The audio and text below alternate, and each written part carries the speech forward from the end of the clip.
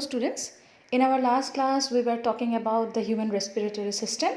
So we have studied the human respiratory system in detail, but to understand it in a more precise manner, let us see a 3D diagrammatic view of the human respiratory system today.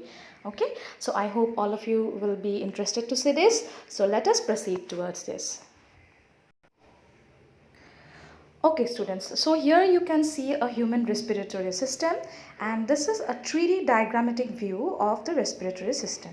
Okay, so if you see this diagram, this is the moving diagram, you can see that how the respiratory system, the different parts are moving. Okay, if you go through this, you can see this, these are the lungs as you already know, and this is the diaphragm, which is below in this the lowermost part of the respiratory system. Okay, so as you breathe in and as you breathe out, that means as you inhale and as you exhale, the respiratory system will also contract and relax. Okay, so here in this picture, in this 3D diagram, you can see how it is being relaxed once and how it is contracted. Okay, as soon as you breathe in, breathe out. Now breathe in, breathe out. Okay, so let us see the respiratory system in detail. So this is a diagrammatic view of the respiratory system. This is the lung.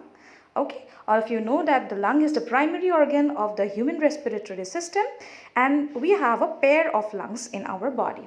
In human beings, there are two lungs, and the lung looks like a small balloon-like structure. Whenever the air will go inside, the lung will swell, and when the air will come outside, the lung is going to contract. Okay, similarly, different types the other parts of the respiratory system is your nose, which is the most important part, through which you are going to take in your air, whatever air you're going to inhale. Okay, and then it is going to go inside your body towards this, through this bronchus.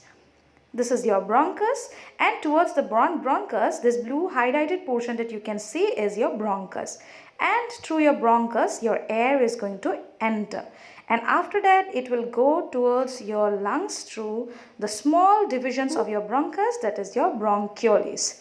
Okay, and then it will be distributed to the air sacs that we know as alveoli. Okay, if we see this as the thoracic view of our human respiratory system, you will see that it ends in certain portions. This blue color portion, it ends in certain portions, and in that particular portion you have your alveoli or alveolar sacs. Okay, so this figure doesn't depict you that there are only one pair of lungs. Okay, this is just the left side is tried to be shown in a hollow manner so that you will be able to understand what is inside that particular lung. Okay, how it ends. And this is your diaphragm, students. This diaphragm is a portion, or it is a muscle which contracts and relaxes as soon as you breathe in and breathe out. Okay, so if we see here, you just can see that as soon as you breathe in, it is going to relax. As soon as you breathe out, it is going to contract. Can you see this upward and downward movement? Okay, so just we will breathe in now. See, it is swelling, it is coming down. As you breathe out, it's going up. This lower muscle I'm talking about.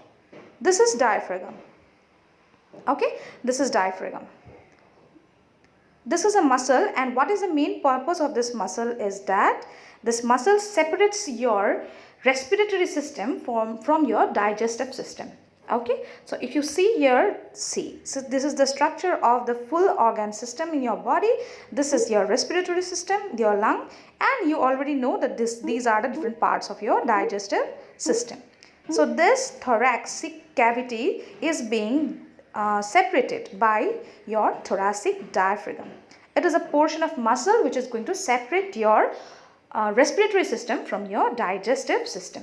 Okay, so this is a very important part of our body, and moreover, this is a form of muscle actually which is going to separate both the parts. Okay, so now many of us, we have a very much confusion in this state that if we take food through our esophagus, which you already know that this is your esophagus or food pipe. If your food that you take through your mouth goes to your digestive system through your esophagus, then do your gases that you inhale and exhale, is this the same pathway?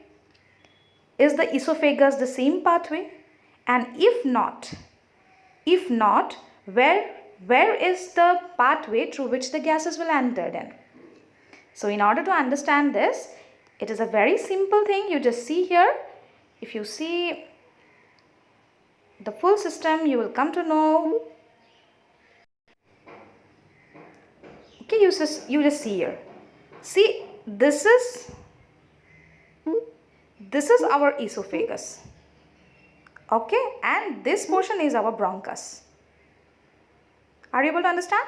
This highlighted portion, this blue color portion is our bronchus, which is being connected to our lungs, okay, through which we are going to breathe in and breathe out.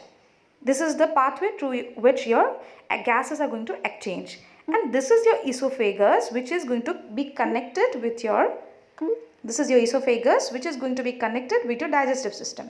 Here the digestive system is not shown, but you see this blue color portion can come from downside, okay? So this is actually your esophagus and this is your bronchus. So both of these parts are lying parallelly to each other, okay? And they are attached to each other, but they are not the same pathway. That's why you have it's clear from here that your respiratory system tract and your food pipe is not same. Okay, so I just hope you have enjoyed the learning of this respiratory system through this 3D diagrammatic view. Well, in order to end our class, let us again see the movement, how we breathe in and how we breathe out. Okay, so now also when you are talking and we are listening in this phenomenon also, we are doing this constantly, continuously we are doing this, and we will be doing this until we are alive. Okay students, so thank you, take care.